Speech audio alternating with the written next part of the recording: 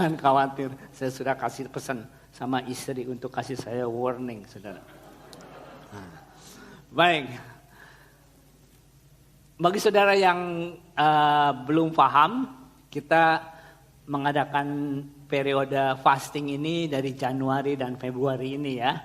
Jadi kita akan encourage terus bagi saudara yang belum mengambil kesempatan untuk berpuasa.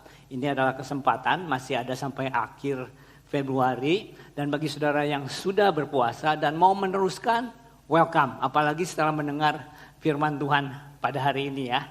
Karena saya akan membahas tentang puasa dan doa. Tapi hari ini saya batasi hanya puasa saja. Minggu depan, 2 minggu, saya akan membahas tentang doa. Dan bagaimana puasa ini mempengaruhi doa kita. Ya, baik. Tentu ada banyak hal cara kita membahas satu topik ya. Salah satu yang paling populer adalah what, where, when, who, why, and how. Tapi hari ini kita akan membahas what, why, and how. Mengapa kita berpuasa dan bagaimana. Nah, apa puasa itu? Seperti saudara sudah pernah dengar sebelumnya, Pak Pastor David Handi pernah membahas bahwa puasa untuk orang Kristen, Alkitabiah adalah satu pantangan sukarela terhadap atau dari makanan ya. Pantangan sukarela dari makanan untuk tujuan rohani. Ini penting, tujuan rohani. Karena tanpa kalau yang kuningnya ini dihapus, saudara cuman diet aja dan gak ada. Artinya itu bukan puasa saudara ya. Jadi tujuan puasa itu selalu untuk God center. Kalau centernya untuk kita seperti diet, itu bukan puasa. Puasa Alkitabiah never ditujukan untuk kepentingan pribadi.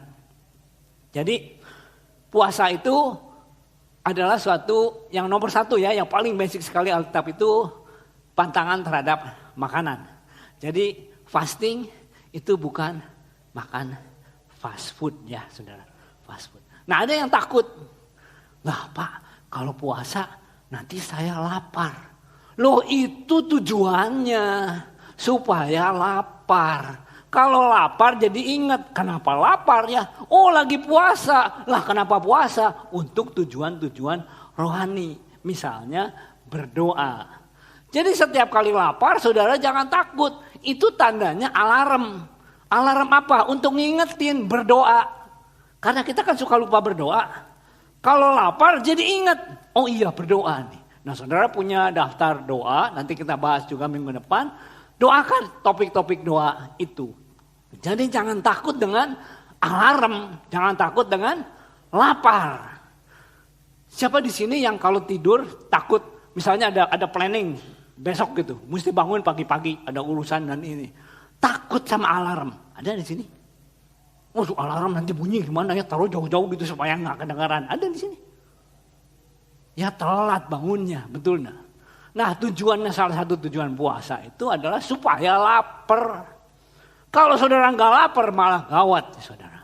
Tapi bukannya masalah amat ya.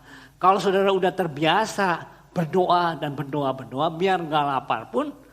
Hopefully saudara udah terbiasa untuk berdoa terus ya, tanpa harus tunggu lapar dulu. Tapi kalau lapar ya jangan takut, karena itu adalah peringatan, ingetin untuk berdoa. Nah tentu saudara bisa extend pantangan ini bukan hanya makanan ya, bisa diteruskan seperti Foster berkata, bisa puasa dari kegiatan-kegiatan normal yang dikesampingkan untuk aktivitas rohani yang lebih ditingkatkan, difokuskan, atau lebih serius. Seperti ada satu request saudara yang serius betul-betul, didoakan, dipuasain itu serius. Saudara mau mendekat kepada Tuhan lebih lagi, lebih serius lagi, itu salah satunya dengan puasa. Nah, yang kedua, tadi what ya, apa itu puasa secara singkat, saudara supaya mengerti. Yang kedua, mengapa kita berpuasa? Nah, Alkitab menuliskan Allah tidak menganjurkan umatnya untuk berpuasa, tapi dia expect, bahkan memerintahkan untuk berpuasa. Nah, macam-macam puasa ada ditulis dalam Alkitab ya, saudara bisa lihat di Google dan sebagainya. Ada puasa yang reguler, teratur. Orang Farisi di zaman Yesus minimal 2 kali seminggu mereka berpuasa ya, di Alkitab dituliskan. Ada yang temporary seperti misalnya Daniel. Ada yang special event seperti Esther dan sebagainya ya. Ini ada berbagai-bagai macam-macam puasa. Dan Alkitab juga mencatat alasan-alasan mengapa kita berpuasa atau umat Tuhan berpuasa. Misalnya, ini saya tidak bahas terlalu detail ya, karena saya akan fokus kepada alasan yang next ini. Tapi saudara bisa lihat di sini alasan-alasan berpuasa, misalnya mengekspresikan kasih dan penyembahan kepada Tuhan. Itu yang dilakukan oleh Hana ketika kisah waktu Yesus baru lahir ya di bait Allah. Kedua, berhubungan dengan pelayanan. Ini yang dibahas oleh Mira misalnya. Umat Tuhan berdoa, gereja Tuhan kuduskan Barnabas dan Paulus katanya. Untuk pelayanan mereka yang aku siapkan. Untuk memohonkan pembebasan dari perlindungan Esther misalnya. Untuk mengungkapkan kesedihan. Seperti kisah Daud dan Yonatan. Ketika Yonatan mati, tewas. Daud sangat berduka cita dan dia berpuasa. Atau Nehemia ketika dia dengar kabar tentang Yerusalem yang sudah hancur, aduh sedihnya sangat dan dia berpuasa. Untuk mencari bimbingan Tuhan, Hakim-Hakim 19:20 kalau saudara ingat kisah tentang bagaimana Bani Israel melakukan kekejian yang sangat luar biasa sehingga seluruh suku bangsa Israel yang lain bertekad untuk menghabisi suku Bani Israel ini ya. Lalu mereka berkumpul bersama, mereka berdoa loh saudara. Siapa maju duluan? Tuhan berkata, Yehuda dulu maju dulu. Yehuda praise and worship, maju dulu, kalah, 22.000 mati. Kedua kali berdoa lagi, maju jangan Tuhan, maju, kalah lagi, 18.000 mati. Ketiga kali mereka berdoa dan berpuasa sambil berkorban, baru mereka bisa menang dengan puasa. Yang keenam, memohonkan pengampunan seperti di Yunus, bangsa Niniwe, ya mereka berpuasa untuk memperoleh pengampunan dari Tuhan. Saya tidak lama, tapi saya akan fokus kepada 2 yang ini, saudara. Mengapa kita berpuasa? Untuk menang atas godaan kuasa musuh, mendedikasikan diri kepada Tuhan. Misalnya Yesus 40 hari 40 malam dia berpuasa untuk mendedikasikan dirinya kepada Tuhan. Dan sekaligus saudara kalau ingat ketika dia habis berpuasa, dia menang atas cobaan. Ya. Lalu yang ke-8 nanti kita akan bahas, alasan berpuasa adalah untuk merendahkan diri, untuk kerendahan hati. Tapi untuk menang, ini yang Yesus alami ketika dia dicobai. Nah, John Piper pernah berkata bahwa puasa itu seperti intensifier katanya. Intensifier. Dalam Matius 17, Yesus berkata, jenis ini tidak dapat diusir kecuali dengan berdoa dan berpuasa. Nah, kalau saudara ingat kisah tentang Daud and Goliat itu ya. Kalau ditanya apa yang membunuh Goliat? Nah, kalau saudara jawabnya batu Pak yang nancap di dahinya Goliat. Tapi kalau saya tanya lagi, kalau batu saja sanggup nggak membunuh Goliat? Ya enggak. Perlu umbannya kan? Nah, umban itulah seperti puasa. Batunya seperti doanya, tapi dengan puasa itu seperti intensifier. Jadi serius banget kalau kita berkata ya ini. Tapi yang ke-8, mengapa tadi kita berpuasa adalah untuk merendahkan diri. Nah, ini akan saya bahas lebih dalam pada hari ini. Merendahkan diri seperti yang sudah dibahas juga oleh Pak Yanto minggu lalu. saya ulang lagi. Ada banyak ayatnya, tapi saya pilih 2 ayat saja ya. Karena atas 2-3 saksi satu perkara diteguhkan. Daniel 10, lalu katanya kepadaku, janganlah takut Daniel, sebab telah didengarkan perkataanmu sejak hari pertama engkau berniat untuk mendapatkan pengertian dan untuk merendahkan dirimu di hadapan Allahmu. Dan aku datang oleh karena perkataanmu itu. Ini kita tahu ya bahwa salah satu alasannya berpuasa adalah untuk merendahkan diri. Nah di Imamat 16 ayat 29 firman Tuhan berkata begini. Inilah yang harus menjadi ketetapan untuk selama-lamanya bagi kamu. Yakni pada bulan yang ke-7 pada tanggal 10 bulan itu kamu harus merendahkan diri dengan berpuasa. Dan janganlah kamu melakukan sesuatu pekerjaan. Jadi Alkitab menuliskan bahwa salah satu cara merendahkan diri itu dengan berpuasa. Jadi kita tahu bahwa berpuasa adalah salah satu cara yang Tuhan tetapkan untuk kita mencapai atau kita bisa mendapatkan kerendahan diri ini. Nah, pertanyaannya, mengapa kerendahan diri itu penting?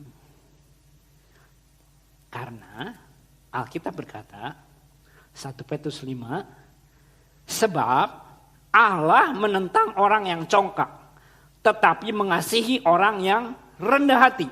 Karena itu rendahkanlah dirimu di bawah tangan Tuhan yang kuat, supaya kamu ditinggikannya pada waktunya. Nah, saya pernah berbicara pada waktu Natal kemarin ini, bagaimana 2 ekstrem yang berbeda. Kalau Allah berpihak kita atau waktu Allah against kita. Saudara, kalau saudara ikutan pertandingan tenis, saudara lihat musuh-musuh saudara against Novak Djokovic, lalu yang baru kemarin menang nih si Sinner, siapa lagi? Nomor 2-nya si Medvedev, semua gitu ya. Saudara kalau mau masuk kompetisi Australian Open, lihat lawan-lawan yang against saudara, percayalah, nggak ada harapan menang, betul nggak? Ada di sini yang optimis bisa menang gitu? Nggak ada saudara. Tapi sebaliknya kalau pribadi ini yang sangat berkuasa ini for us ada di pihak kita, itu sangat-sangat luar biasa, betul nggak? Saudara auction di belakang saudara Bill Gates. Sambil ngasih tahu pokoknya berapa aja harganya. Saya akan backup dan bayar lunas. Waduh, siapapun musuh saudara di daerah Hills ini dijamin gak ada yang sepowerful Bill Gates. Betul gak? Aman untuk bertarung melawan mereka. Nah, demikian juga begini. Kalau saudara mau memposisikan diri untuk menjadi against God, gampang, congkak aja. Tuhan akan menentang kita. Tapi sebaliknya kalau kita merendahkan diri, apa untungnya? Tuhan di pihak kita. Itu sebabnya mengapa yang tadi Daud dapatkan tadi gitu. Waktu Yesus mengalahkan pencobaan-pencobaannya. Kenapa? Kenapa kerendahan hati bisa intensify gitu, amplifier buat kita, kuasa kita ya. Karena waktu semakin kita merendahkan diri, semakin kita mengosongkan diri. Ketika mengosongkan diri, apa yang diisi? Urapan Allah, kuasa Allah, semuanya. Jadi waktu dia bergerak melalui kita, ya powernya luar biasa. Kita dapat mengalahkan pencobaan, kita dapat mengalahkan musuh, dan sebagainya. Itu mengapa kerendahan hati itu sangat penting bagi kita. Dan salah satu cara yang Alkitab tetapkan untuk mendapatkan kerendahan hati itu dengan berpuasa. Dengan berpuasa.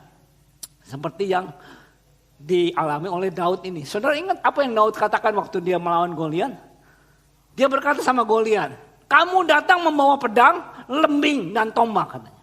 Aku datang membawa nama Tuhan, Allahnya bangsa Israel. Aku akan buktikan supaya segenap bangsa Israel tahu bahwa Tuhan yang mereka sembah itu pertempuran ini adalah milik Tuhan yang mereka sembah. Jadi dengan kata lain, Daud tidak mengandalkan kekuatan manusia, tapi dia mengandalkan kuasa Tuhan. Itu salah satu definisi dari kerendahan hati. Nah, tidak semua puasa itu langsung otomatis rendah hati. Seperti misalnya di Yesaya 58. Saudara, mungkin agak kecil ya, tapi saya bacakan aja. Apabila kamu berpuasa, kamu menyiksa dirimu, kamu menundukkan kepalamu seperti daun rumput. Kamu membentangkan kain karung dan menaburkan abu dan berbaring di atasnya. Itukah yang kamu sebut puasa? Sangkamu aku senang dengan perbuatanmu itu? Inilah puasa yang kuhendaki. Lepaskanlah belenggu penindasan dan beban ketidakadilan. Dan bebaskanlah orang-orang yang tertindas. Bagilah makananmu dengan orang yang lapar. Terimalah orang-orang gelandangan di rumahmu. Berilah pakaian kepada orang telanjang. Dan jangan menolak saudaramu yang perlu ditolong. Nah, saudara, kalau saudara melihat ayat ini secara sekilas, mungkin saudara akan berpikir, tuh kan, gak usah berpuasa. Yang penting kan melepaskan yang tertindas ini katanya. Nah, menurut saya ini bukan yang Tuhan pesankan dalam ayat ini. Yang dia pesankan adalah puasa tetap aku perintahkan, tapi puasa itu yang benar. Puasa yang benar. Nah begini, saudara saya berikan ilustrasi ya. Kalau saya tanya begini, ini gambar apa nih? Gambar apa? Keledai. Benar, ini BMW loh. Kan logonya BMW nih. Saudara tahu dari mana ini keledai? Ini saya tanya sekali lagi ya. Ini bukan tricky questions nih. Kalau saudara taruh atau parkir sapi, ada sapi kakinya cuma 3 nih. Lah, tapi sapi yang 3 ini, saudara taruh dan saudara parkir di garasi saudara. Namanya apa? Ya sapi, bukan jadi mobil kan. Jadi mentang-mentang sapi ditaruh di garasi enggak jadi mobil. Orang meskipun berpuasa belum tentu rendah hati. Kalau keledai ini adalah orang percaya, orang Kristen yang berpuasa. Tapi belum tentu otomatis jadi BMW gitu saudara. Diperlukan sesuatu. Tujuannya supaya jadi BMW.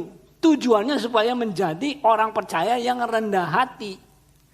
Tapi melakukan puasa secara fisikal tanpa tujuan-tujuan rohani dan sebagainya, God Center, itu enggak otomatis menjadi orang berpuasa yang diproses menjadi orang yang rendah hati atau yang berkenan kepada Tuhan. Jadi maksudnya berpuasalah, tapi mesti ingat hasilnya nanti itu salah satunya adalah engkau akan jadi orang yang semakin rendah hati. Dan salah satu definisi rendah hati itu, satu, dia mengandalkan Tuhan. Yang kedua, dia mementingkan kepentingan orang lain lebih daripada kepentingan diri sendiri. Itu sebabnya tadi Yesaya 58 berkata, dalam puasamu harusnya produknya itu engkau melepaskan yang belenggu, kemiskinan, ketidakadilan dan sebagainya. Tapi kalau kamu masih selfish, ya kamu seperti keledai tapi dicap orang yang berpuasa gitu. Seperti ada BMW-nya. Nah, yang terakhir kita sudah bahas apa itu puasa. Pantangan terhadap makanan dan bisa di-extend. Mengapa kita berpuasa? Hari ini kita belajar supaya rendah hati. Yang ketiga, how. Bagaimana kita berpuasa dalam arti puasanya bagaimana sih supaya kita ini menjadi humble, menjadi pribadi yang rendah hati. Karena kita tahu tadi sudah melihat apa benefitnya menjadi rendah hati. Menjadikan Tuhan di pihak kita. Semakin rendah hati, semakin Tuhan ada di dalam kita, semakin besar kuasanya, kuasa doanya dan sebagainya. Nah, untuk hal ini saya memberikan satu video 5 menit ya. Satu video yang sebetulnya bukan bicara tentang puasa, Tapi waktu kita hadiri conference ini, banyak dari beberapa kita juga datang ya, ada 40 dari kita yang hadir di conference ini. Nah di conference ini pembicaranya memberikan satu ilustrasi tentang the parable of the dog. Ini dalam bahasa Inggris ya, tidak apa-apa, tapi saya yakin saudara bisa mengerti ya. Nanti saudara tangkap apa maknanya dari esensi atau makna dari pesan ini yang kita hubungkan dengan puasa kita, ya. Nah, kita perhatikan 5 menit video ini. You know, it's like we didn't really know what to do, but we realized maybe we could train this dog. So I asked the vet, when do you start training your dog? He said, how old is it? I said, 8 weeks. He says, right now. I said, you're kidding me. Right now, like not when it's 6 months? He said, get onto it straight away.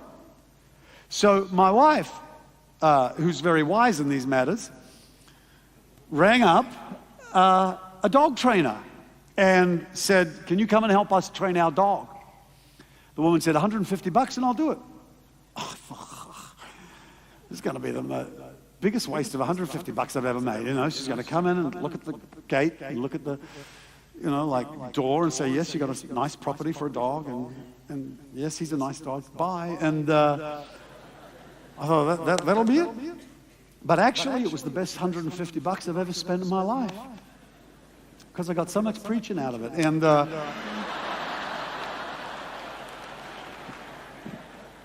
but you know, what happened is that, okay, she comes in, and we've always, you know, you get up and the dog goes, "Arr, arr, arr, arr, arr," and it wants some food. And you go to the fridge, it's pouring out you, "Arr, arr, arr, arr, arr," and you're kind of nervy because the dog, all right, here it is.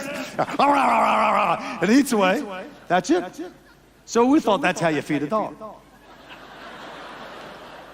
So she says, show me how you feed the dog. So we start preparing it, and the little dog's going, row, row, row, row, row, row, like this.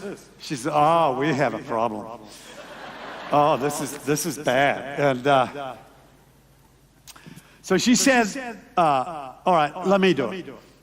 So she grabs the leash. She's got the leash, and she puts the food in the thing. He's still going, row, row, row, row, row, row, row. Takes it down, puts down the bowl of food, and the dog goes bounding towards the bowl, all right? She's holding the leash, and he's this far away from the food.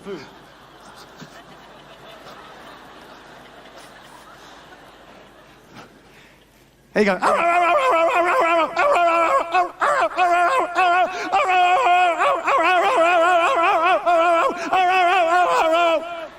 you getting sick of that? That went on for 30 minutes, people.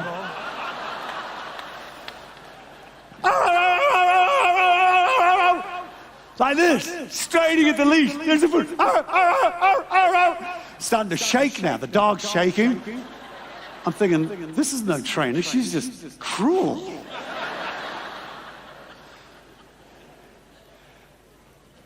So we said, how long is this going to take?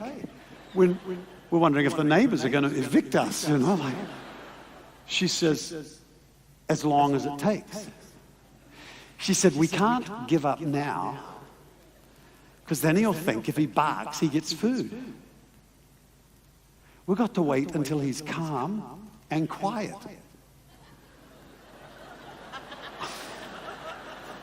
I'm thinking, this thing is never going to get calm and quiet. Look at him.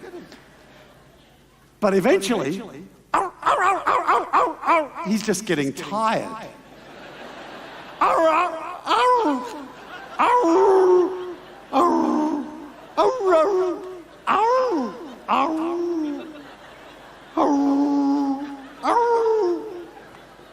This is 30 minutes. He's not calm and quiet. So then he's just sort of shaking with all the ears going straight up. I said, do we let him eat now? She said, no, he's not calm and quiet. My God, woman.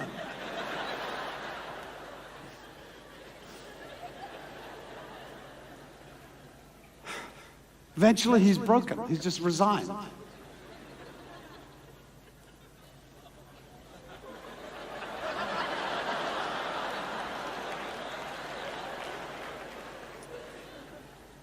She lets off the leash. She taps the ball.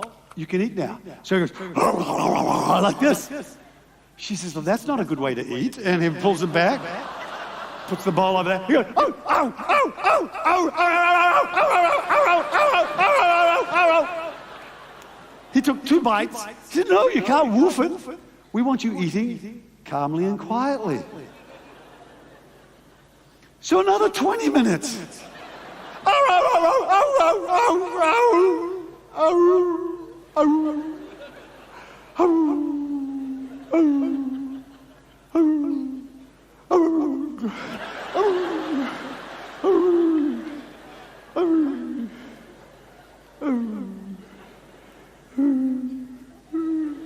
Just looking.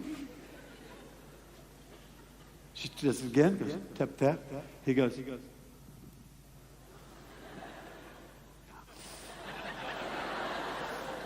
Unbelievable. I thought, that's a miracle. I'm going to introduce you to my children. Amen.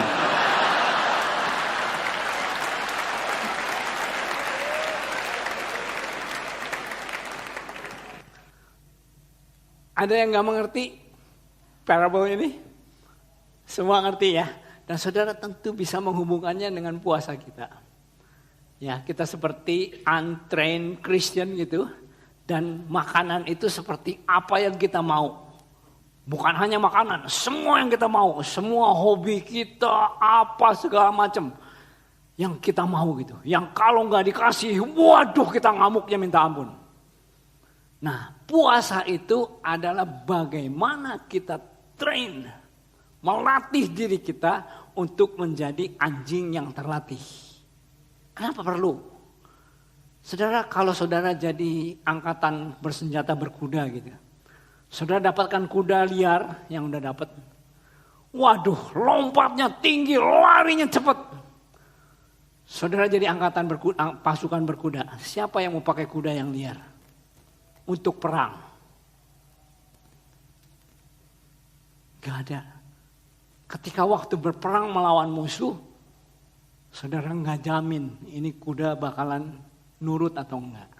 Nah, untuk itulah kita berlatih untuk berpuasa supaya kita ini melatih diri kita supaya tunduk kepada Tuhan, mengosongkan diri di hadapan Tuhan.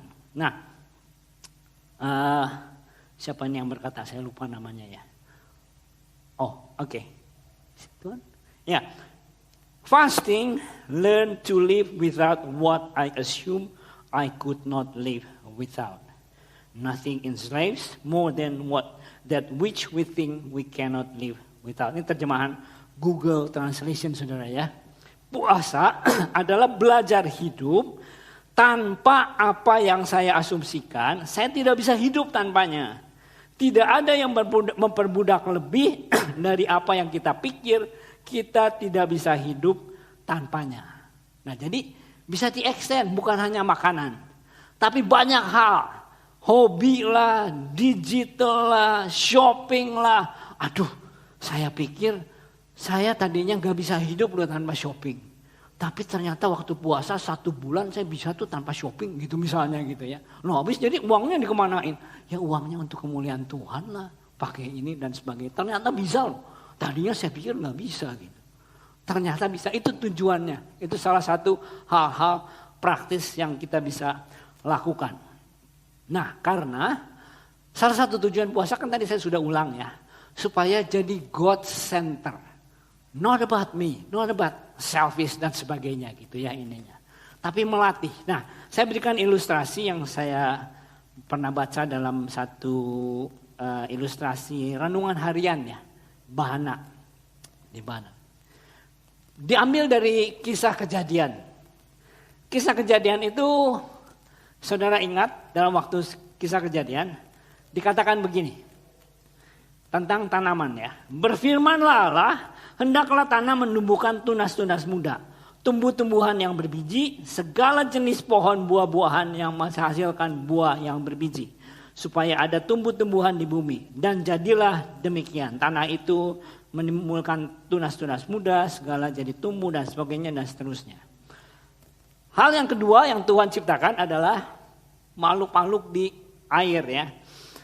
Firman-Nya berkata begini, berfirmanlah Allah, hendaklah dalam air berkeriapan makhluk yang hidup. Maka Allah menciptakan binatang-binatang laut yang besar dan segala jenis makhluk hidup yang bergerak berkeriapan dalam air. Nah, kalau saya kembalikan tanah dan tanaman. Tanah tanpa tanaman tetap tanah. Tapi tanaman tanpa tanah tidak bisa eksis alias mati. Air tanpa makhluk ya tetap air. Makhluk tanpa air mati. Ketika Tuhan menciptakan manusia, dia berkata begini, berfirmanlah Allah, baiklah kita menjadikan manusia menurut rupa dan gambar 3. Jadi base-nya itu Allah, rupa dan gambarnya kita. Allah tanpa manusia ya tetap Allah. Tapi manusia mau coba-coba tanpa Allah tidak bisa hidup. Itu sebabnya puasa itu adalah supaya God center. It's not about me. Waktu kita melakukan itu, sebetulnya kita ini lagi mengosongkan diri seperti yang Yesus lakukan. Yesus mengosongkan diri sedemikian rupa sampai dia mati di kayu salib dan taat penuh sehingga Tuhan mempermuliakan hidupnya. Saya suka mempertanyakan, kenapa ya Yesus kuasanya, urapannya tak terbatas? Jawabannya di sini. Karena ketaatan Yesus tidak terbatas. Ketaatannya kita bagaimana? Disuruh puasa udah kayak anjing yang tadi kan. Wah gitu. Sampai gak berani lagi minta, udah terserah. Ketaatan kita terbatas atau tidak terbatas? Itu menjelaskan urapan kita pun ya sebegitulah. Tapi puasa tujuannya adalah mengosongkan diri kita. Menjadi rendah hati, menjadi umat Allah yang mengizinkan Tuhan mengisi hidup kita. Tuhan memberkati, biar saudara di-encourage, dan yang belum mengambil bagian berpuasa, saudara boleh mengambil bagian yang mau meneruskan, silahkan, tapi dengan pengertian yang diperbaharui.